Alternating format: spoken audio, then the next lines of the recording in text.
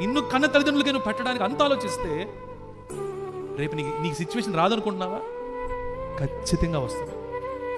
నువ్వు ఏం విత్తుతావో ఆ పంటనే కోస్తావు. కాబట్టి నీకు మేలు కలుగునట్లు, నీకు క్షేమం కలుగునట్లు, నీకు ఆయుష్ కలుగునట్లు, నీకు ఆరోగ్యం కలుగునట్లు దేవుడు నీకు ఇచ్చిన తల్లిదండ్రుల్ని బాగా చూడు,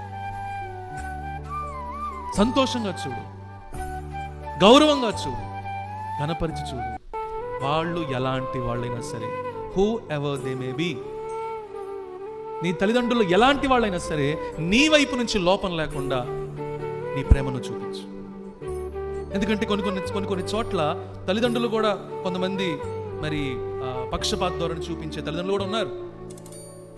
ఒకళ్ళు ఒక రకంగా, ఇంకొకళ్ళు ఇంకో రకంగా చూసేవాళ్ళు కూడా ఉన్నారు. అయినప్పటికి కూడా దేవుడిచ్చిన ఆజ్ఞ ప్రకారం ప్రేమతోటి మనం గనక మన బాధ్యత మనం నిర్వర్తిస్తే